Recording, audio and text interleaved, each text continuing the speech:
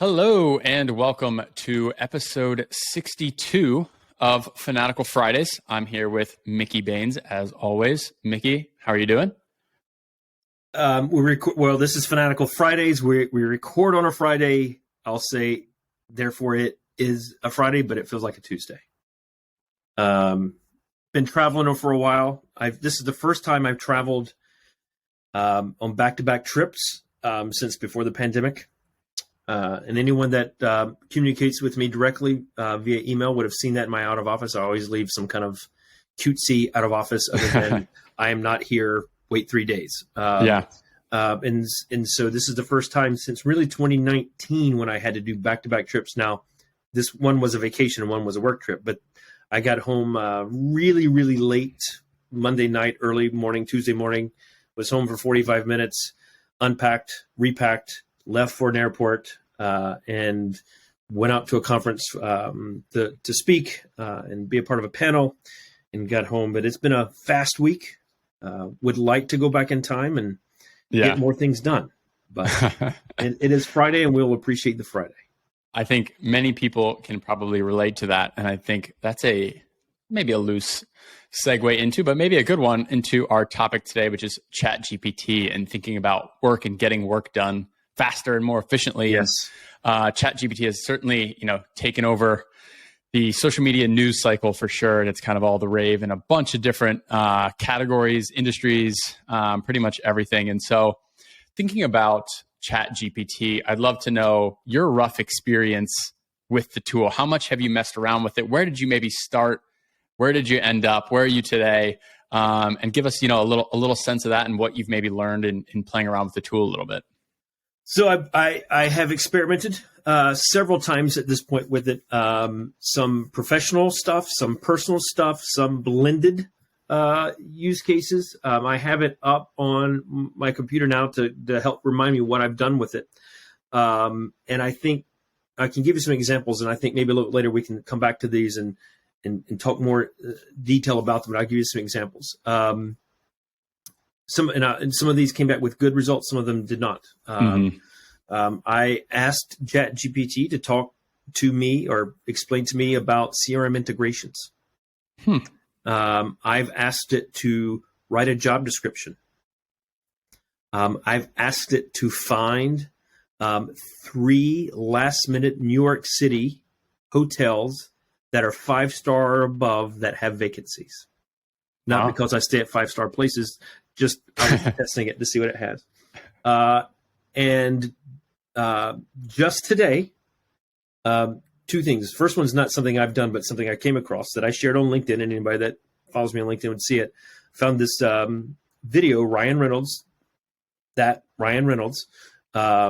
doing an ad for his company, Mint Mobile, who asked GPT to write the script for it. So I shared that video in there. Go see that video. It's 2 minutes, and it's funny and scary. So I'll say that. And so that actually gave me the idea, and this is, I think, really relevant for all the listeners. I asked it. Let me pull up specifically what I asked ChatGPT. Can you write a college application essay that talks about the life of Mickey Baines, includes a joke, and has a warm, sincere ending? Now, I think we can come back and talk about why I asked those particular things, but I thought it would be fun to maybe share the screen so people can actually see it, because this is a video podcast, but I'm going to read it for those who are only listening. And then I think, Shane, you said we can share this on the Enrollify episode page, so you'll see it. So let me share the screen. This one. And now I'm going to read this. This is the college essay that ChatGPT wrote for me. When I think of someone who has truly lived life to the fullest, Mickey Baines immediately comes to mind. I first met Mickey when I was a sophomore in high school, and he was already a legend on our campus. He was the kind of person who could make anyone laugh, and he was always up for an adventure. Mickey was born with a rare genetic condition, not true, by the way, that left him with a shortened lifespan, but he refused to let that hold him back. Instead, he lived every day as if it were his last. He traveled the world, tried every kind of food imaginable, and even learned how to skydive. Watching him live his life so fearlessly inspired me to do the same. One of my favorite memories of Mickey is from our senior year of high school. Our school was holding a talent show, and Mickey decided to participate. He got up on stage and started singing a song, but halfway through, he suddenly stopped and shouted, "Wait, this is terrible." Then he ripped off his shirt to reveal a Superman costume underneath and started dancing to "I Will Survive." The audience was in hysterics, and I remember thinking I had never seen anyone so fearless. Mickey passed away shortly after we graduated from high school, but his memory has stayed with me all these years. Whenever I'm faced with a difficult decision or a scary situation, I think of Mickey and how he would have approached it. He lived his life with such warmth and sincerity, and I strive to do the same. In many ways, I feel that I owe it to Mickey to make the most of my own life. That's why I'm applying to your college. I want to continue to learn and grow, and I know that your school will provide me with the opportunities to do just that. I also believe that I can contribute to your community in meaningful ways, just as Mickey did for our high school.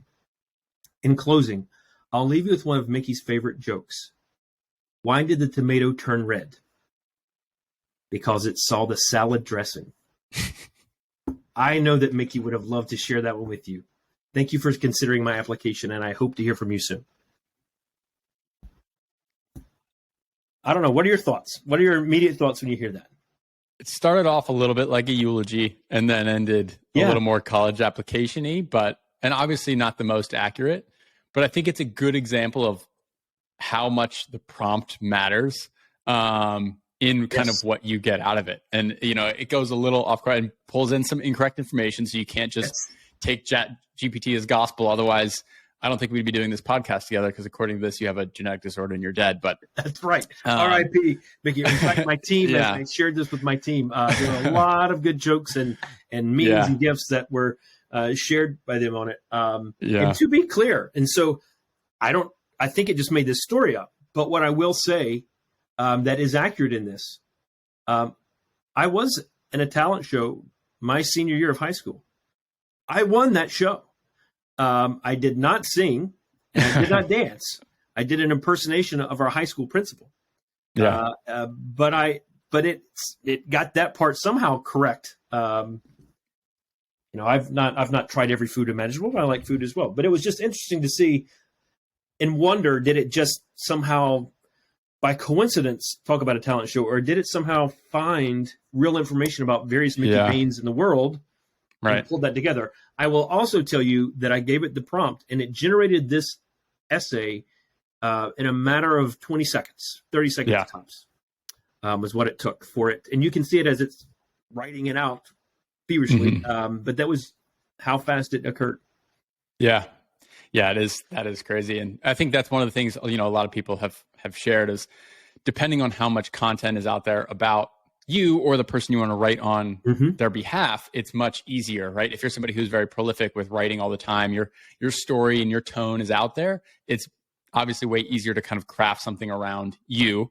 No offense to, you, but if Ryan Reynolds did the same thing for himself, I'm sure it could craft something very, very similar to, Ryan's actual experiences and things like that, because there's so much out there. But I think, as a random rough start, there's at least something to work with there. And that's really funny.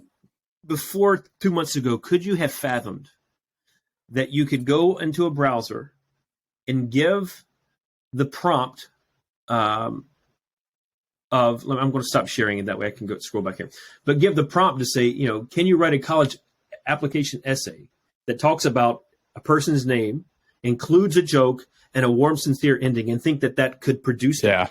That evolution it's been happening probably for a while behind the scenes, right? But to think that I could ask a computer, a server, and include things like a joke or emotions or feelings like warm, sincere ending, and that it could interpret that and develop it, to me is pretty amazing. And I mentioned earlier some of the other things that I'd asked it to do. So like my integration piece, I thought, well, let me just see. I want to write a blog because that's one of the ways I've seen people talk about it. You're using it to write blogs. Now, so I put in, some CRM integration challenges and things. And what I'll say about that is if you're looking for like blog purposes, this is my experience. So I've tried several other things since then too. I think it can get you started. If you use just what it produces, it's not going to be effective. I think this would be a good college application essay because it's got some incorrect pieces to it. But let's just say that the life of Mickey Baines was accurate. Yeah. It's written not like a college student. I think it is written like a good high school student would write. And so I think from that bit, yeah, maybe. But when you think about blog content or other types of things about your institution, what I found in that was it gave me a good piece that was only for me about 40% of the way there. It includes some information that I would not have been able to explain well because I'm not an integration specialist. And so what I then took that and then I added a whole lot, more than doubled it, explained everything that it said, and then had to hand it to one of my team members to review and edit to be sure it's accurate. That probably saved us an hour and a half or 2 hours of time. Because otherwise I would have had to have the integration person write it. Right. Then I have to go and review and edit for the marketing purposes and then hand it back to them and say, hey, did I mess this up so much that it's out of context or incorrect? And it saved us that amount of time probably for that. I've also used it, I mentioned for a job description. And by the way, I'm about to tell you how I used it for a client that I did not charge the client for because it was just too simple. They needed a job description. And I asked ChatGPT to give me a job description, and it was probably 70% of the way there. I think it was actually a really good job description. It was not higher education focused, so I had to go in and rewrite it. I moved some sections around how I typically like them to be, and then change it to be sure higher ed. And I said, don't use this, but here's a sample. Yeah. And here's how I got the sample. To be clear, I credited the tool. Got to give the right credit where credit's due. And I did that, but it was very interesting to see that come out and I can compare it to other ones I've had on file in the past and doggone if it's not pretty accurate looking at that. And so I think there's some good use cases. I think it can get you started when you don't have a starting point, but you still can't go into thinking, oh, I just put a closing into it. You need to verify it, just like about my life in here. Verify the information, and then I think you still need to rewrite it in your words and tone. And until you can figure out how to prompt GPT to give yourself the tone or give it the tone you really want, and I think we will learn over time, and it probably will improve over time. Yeah, and that's one of those things when I was first kind of digging around with the tool, I was messing with it for personal reasons, and then thought is this something that could be a school could use to churn out content or even get, small snippets of information that could be added to program pages, whatever it might be. And I took one of our DD agency's clients and one of their specific graduate programs, and I just entered in the thing, write me a 1,000 word blog post on real estate management, the value of getting a master's degree in it, career outcomes once you have the master's, with expectations of salary and roles and responsibilities for someone new into the field, and include, I had done a little keyword research, include these 3 keywords as much as possible. And it spit out something that I was pretty pleased with. I think it just lacked the tone and style that you would want, and the percent, which it's also so early in the infancy of this technology as far as where it can go. What it spit out, I was shocked by, because I was expecting something more bullet point sentences of just like, imagine reading it in a computer voice. And it was pretty good, and just required a little bit of that finessing to add the tone, add more about the university in particular. And then, do need to double check the facts, because that's one of those things that they've even said, I think they pull a lot of data from maybe 2020, 2021. So salary information, sometimes not the most accurate and things like that. But, man, if that doesn't save you time, I don't know what's it feels like you have no excuse to not be blogging anymore. Well, and producing regular content, like you should be able to get content out. Again, you still have to do work to add your tone and write, because if everybody's doing the same blog content, it's going to look very similar. Right. And remember, I think it was the week or 2 weeks after this launched, the article about the Princeton grad who spent a weekend rewriting code that would help find and identify if the text was written by ChatGPT. Mm-hmm. So in a week, I don't know how long it took to create ChatGPT, but in a weekend, someone wrote code that with over 90% accuracy could identify and say this was created by the generative programming language, whatever. It's like, so just keep that in mind. And that's why you really need to be sure you're reading this and putting the right tone for it. But imagine if you used to spend 4 hours writing it and now you're spending 2. Right. Yeah. That's 2 multiply posts that by, for 5 blog posts. Yeah. 2 for the price of 1. And now that just doubled your content creation timeline, the amount of content in your timeline. So if it's used to be 4 hours a month, for a post, now you're getting 2 posts out in a month. If that was in a week, now that's 2 a week. You should be able to, think about that from a content standpoint. Yeah. So that's I felt very, very interesting. And I think since, Shane, you mentioned and queued us up to have this topic several weeks back. And also since that time, we're coming off, and I think this was really, to give you context of when we're recording this, like 2 weeks ago, I think it was the news article about the LSU track athlete with her NIL, name, image, likeness contracts to promote things, was promoting AI as a way to help her with, or college students, not her, to help college students with their homework. Now, there's some real scary pieces there. And that might even scare others on your campus from wanting you to use it for real purposes. Right. Because of that concern. But, I think, there's some dangers in how it can be used. I think as we continue to evolve, there will be more ways to identify if certain languages is pulled from the internet for professors. But it would be interesting to see how that progresses. Before all of this, there are tools like Turnitin that schools use to assess the original, assess the content for its originality. And kind of determine what likelihood or what portions or percentage of a particular document was fully original versus pulled from some other source without proper credit. So, I think that we'll come into this a bit more, and we'll see how this plays out for the academic side of things for sure in the coming months. And years. I think, one of the other things I was thinking about too, of just it's a different way of accessing information in the day of, almanacs and things like that, a little pre my time. But then right now you have the internet and you have Google, and I can just go look up a stat in 2 seconds, and people, oh, that's cheating. Right. Is this just the next kind of iteration of that on a much larger scale where it needs to be refined? Appropriate for sure. Use of it, right? Not saying write my paper for me, helping you find the stats and references for your paper. Yep. I think will help.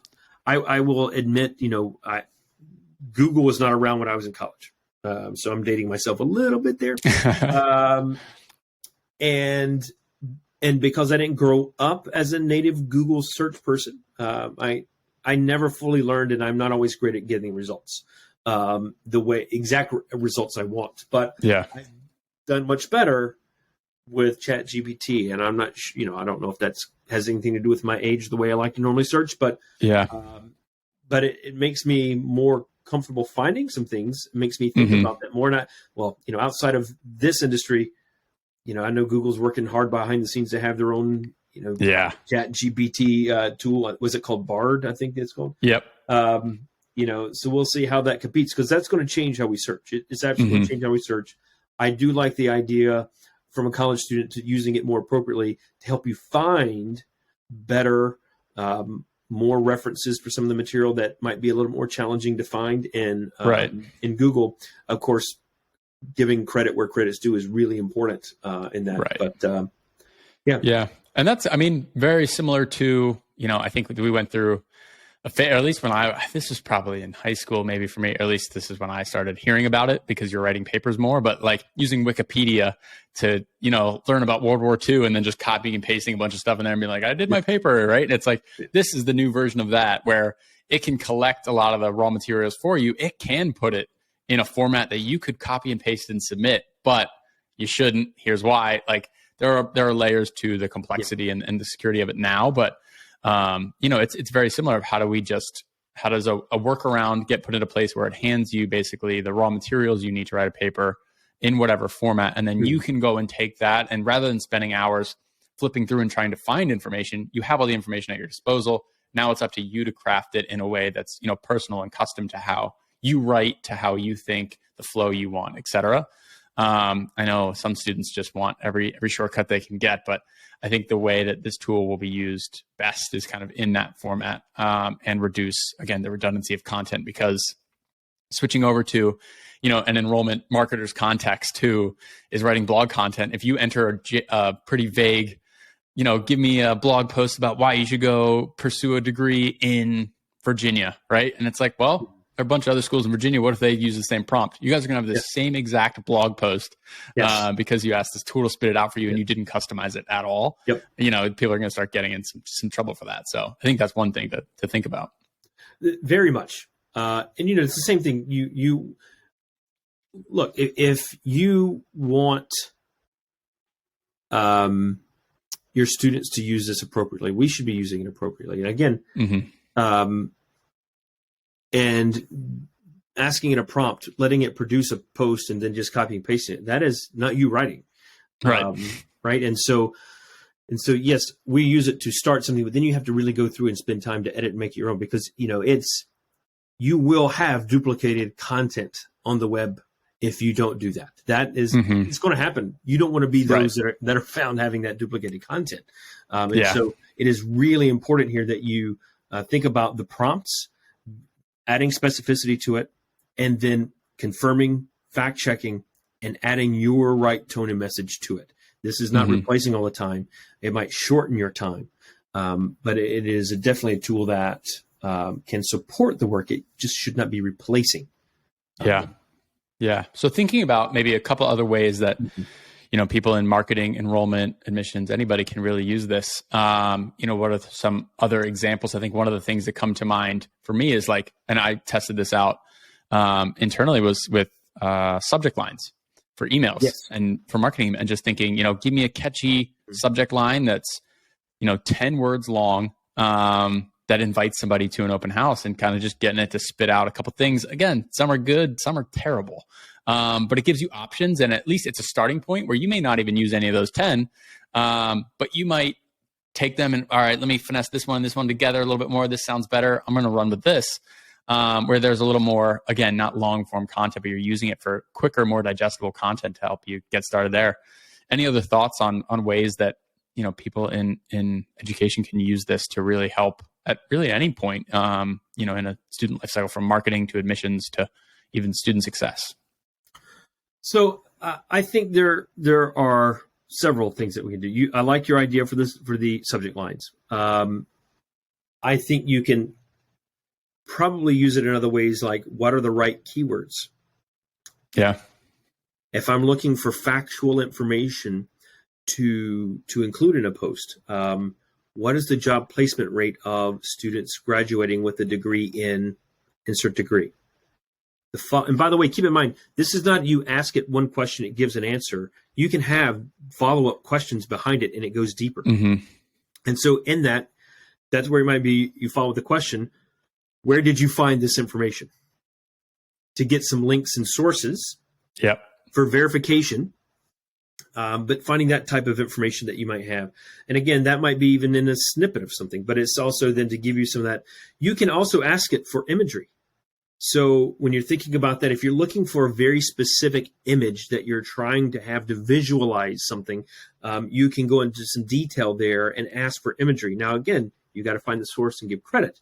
But if you're looking for something like visual that you don't have, you might be able to do that. And so I think that's going to be one of those areas that will help support not just marketing content creation, but other purposes and use cases, finding things that you haven't been able to track down before. I mean, I'm not a great Google searcher, but when I've looked for images in the past, sometimes it might take me 20 minutes sorting through images to find the right one. Yeah. But imagine asking a question, seeing some answers, fine-tuning that question 3 times, and next thing you know, it's spitting out a really good answer, or giving you 2 or 3 really spot on images that you're looking for. That with the proper credit you can then use as needed. Yeah, and I think that kind of follow up point again, why ChatGPT, right? The chat component of being able to build upon the search allows you to, I like these, but I want more of this. Like I want it with a blue background though. Is there anything like that? And being able to kind of go with, whereas with Google, you're typing in something, you don't find it.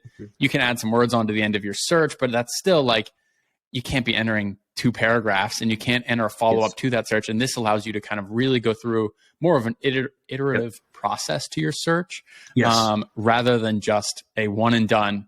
That wasn't it. That's either yes or no, you got the information, then start over, right? And that's kind of the Google world things where it's a little bit harder to kind of grow off of an original search and really kind of nail down what you want. And so as of this week of this recording, Salesforce, the largest CRM company in the world, announced that they have added what is described to be very powerful ChatGPT functionality within their CRM. Earlier this week, right before that, maybe it was the end of last week, actually, I think it was last week, HubSpot, another CRM company, announced that they have a product called ChatSpot that can plug into your CRM. And so when you think of other use cases, if your CRM provider has these tools, I haven't seen the Salesforce one, so I can't talk to that one. I've seen the one that HubSpot does. You can, in that, instead of going and creating a new record in your CRM, which everybody that on the admission side can do, but instead of, clicking new and then typing in first name and going to type in last name, this is one line, create contact, entering the student's name, comma, email address, comma, phone number, comma, mailing address, and just enter it, and it just populates all this fields, like information like that. You can ask it, what high school did Shane Keel attend? And it'll pull that in case you need it. Or what's the guidance counselor's name and email address for Shane Keel? Rather than going searching for the person, finding it, just ask the question, and it starts to pull that. You can say, email Shane Keel's guidance counselor. And it just, boom, starts up an email, Dear Ms. Smith. Right. And then you can type from there. All those things that you would have to do one step at a time. Granted, that's not mind-blowing, but if you think about expediting time, and we still go to college fairs, we don't always walk away with an electronic list. There's some people coming back with cards that have to manually be entered. And way long ago, schools would have to enter those one record at a time. Since then, some people probably still do, but for our clients, typically what we create is what I call an internal form that is behind a gated wall, like a portal or something. And then they go to that form, and I get all the cards, and I just fill out one student's name and hit submit. It populates, creates a record for them. You go to the next one, and that makes it a little faster. But now this is even faster than that. I'm not clicking from any fields on a form or fields in a contact record. It's one line. You enter the information, and it knows where to populate it. So I think, we'll find those ways to be more time-saving tools that you have at your disposal. And you'll find your other technology like that incorporating this type of technology inside of it. Yeah. And I think, too, as you mentioned, the bigger theme seems to just be efficiency, right? Of like everything can happen a little bit faster, a little bit easier, a little bit better. And thinking about data as well, right? And being able to use it in conjunction with your CRM, of asking it questions of like, of our enrolled students in 2023, give me a breakdown of them by their home state, right? And then you can see, okay, great. Here's where people are coming from. Here's where I need to market more, market less. Give me a breakdown of, of all the people that applied, and then who ended up actually coming. What states have the highest percentage? And like, you can just use the data, and you can get these things where you could do it manually.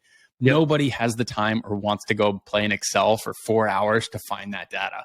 And now you can just ask it a question and get it. Yes. And so I think I can give you lots of these examples. I'm an admissions counselor. And so I can go create a list of everybody from prospective high school students in our CRM from a particular state, from a particular school. With ChatGPT, show me all students from John Smith High School in New York City. Just throws them right out there. I could go a little step further. Create an email to all students attending this that says, and you give it the text, and the email can be created. Now we're talking something different. Now we're talking more powerful.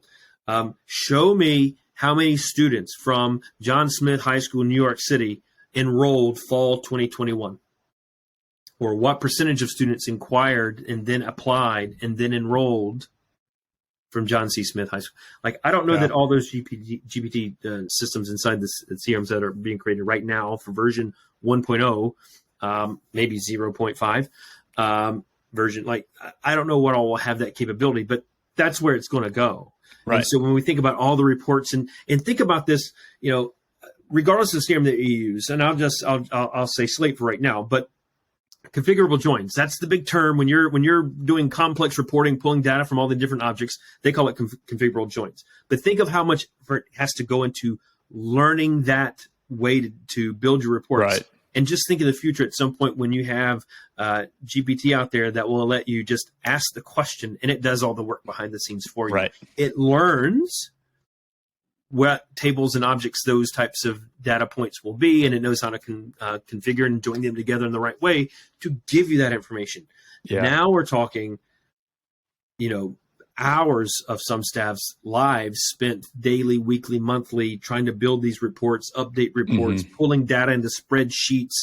Right. Imagine being able to just ask the question into the computer and it spits out to you.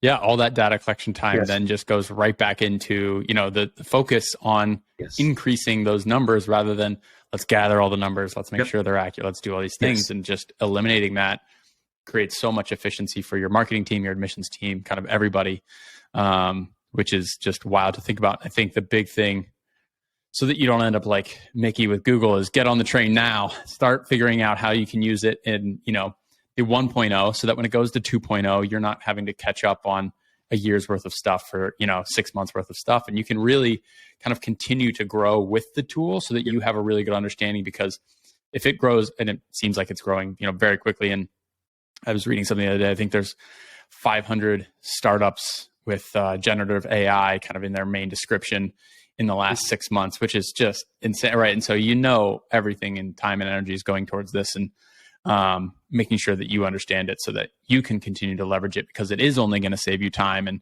I think that's, always a big barrier for people, is investing that initial time. But it seems like it's going to be an investment, even, higher returns than anything else we've seen in recent history. So this is making me, I'm like, type some of this down as ideas of things I got to remember before I forget them, because I won't remember. But I think there's hopefully folks are listening and thinking, oh, you know what? Oh, that's a good idea. Maybe that. And I think that's what we're trying to do, is to give you some of these ideas of ways across. We talked marketing, we've talked a little bit admissions and some CRM stuff. We've talked data and reporting, and those, I think that's going to continue to grow and evolve. There'll be other use cases. We're just talking recruitment admissions right now. There's other use cases for other departments out there. Yep. Show me everyone that completed a FAFSA for the last week. Those types of useful information. You might get into student success. Imagine having student success in your CRM. Now, I'm going out in the future. Do not make purchasing decisions based on what we're throwing out here right now. But imagine which students are in most need of academic support or academic tutoring this week. Yeah. Yeah, that's crazy. I mean, that's that. We're probably quite a ways away from that. Sure. Clear, but I mean, when I say quite a ways, it could be a year or two. Right. But yeah. And in order, and it's not going to be any ChatGPT. It's not going to be any school that can have it. You're going to need probably some will vary based upon the technology you have. A lot of it's going to vary based upon what data you have that it can reference, and not just data, consistently collected data. Accurate data. So keep this in mind. So when we're throwing out some good ideas, what's behind the scenes of that is that access. What's behind the scenes of ChatGPT telling the story of my life and me being dead versus being alive is a consistent amount of accurate information online to pull from. Yeah. Which is why if we were doing it on Ryan Reynolds, it would be more accurate and more consistent with his life. Well, I don't know if it'd be accurate or not. It'd be accurate based on what's online. So right. Gossip stuff out there, but that it would pull from that, and so that's how it's getting that information. So if you do not have systems that connect to these types of tools that have data that's consistently in the tool, it won't give you information, or it might give you wrong information. Right. And so keep that in mind, that while the power is big, the results and outcome from that power can be great, great, or it can be bad, great. Right. So that's that's a good point, because if you're only collecting, basic form submission data, but not collecting sources that they came from, and the amount of, digital ad spend that you had, and all these other kind of pre-inquiry data points, let's say, because I think most people are good after that for the most part at a basic level. The more you start collecting now, the more you can ask it, right? It's predictive modeling, right? You can't build it off of what happened yesterday. Okay, great.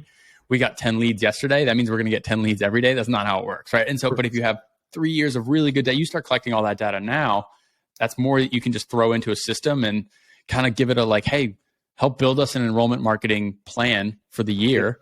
And it can give you hey, spend this amount here, spend this amount there. And it can spit out, again, it's going to be the same as the blog post. Don't take it as gospel and slap your logo on it and send it to everybody that works at your institution. But that serves as a pretty good basis point with a lot of data-backed decision-making that you can then tailor to be custom to you. But it got you pretty far, and based all of it in data that you would have to go look up yourself and cross-reference and get from different departments. And that whole, there's a million hoops to jump through there that it can pretty much streamline for you.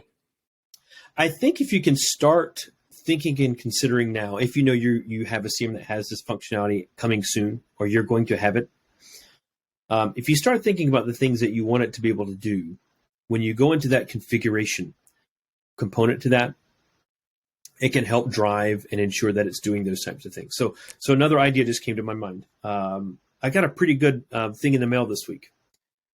When's the last time you talked about something cool you got in the mail? Right? I was going to say. So it's from a friend of mine who has a marketing agency, does a lot of email marketing, and sent out this calendar. Best days of the week for each day of the year to send out email. Which days had the best engagement, which days had okay engagement, and which had the worst. Now, you might be thinking, how accurate is that? And in fact, by the way, it's two-sided. One is actually, this is not just higher ed. So everyone that's higher ed started, I got to get me on my hands on that. No. It's for all industries. It's not industry specific. And one side of it is for business to consumer, and one for business to business. So they treat it differently, and they compiled this information based on over 50,000 campaigns that delivered more than 7 billion messages. Wow. So it's based on a lot of data. Yeah. But imagine in your CRM, this is my idea, this gave me the idea of our conversation. Imagine your CRM to say, what's the best day of the week to send this email? Yeah. To this specific audience even. Yes. Right. Yes. Yeah. What's the best day to email prospective high school juniors? Yeah. So there's your use case. I'm done. Mic dropped. Yes. There we go. But that's, again, if you know that that's the direction you want to be able to go with it, that then you've got to really ensure that your system is logging every message. Right. And you might be saying, well, it's already doing that. But when it logs it, is it really, can you go in and say, show reference me every email sent, what day of the week every email was sent that we've sent out? And then that's, and are you emailing high school juniors? Do you have noted in your system who's a high school junior? If you don't have it, it's not going to give you the answer. The data is the prerequisite. Yeah. Data is the prerequisite to be able to do this. There you go. I love it. Awesome. Well, hopefully you all found this helpful. Again, massive tool growing by the day. Hopefully it's not outdated by the time this episode comes out. But thank you all for listening. It's been episode 62 of Fanatical Fridays. Hope to see you again in 2 weeks. 2 weeks. Thanks, everyone.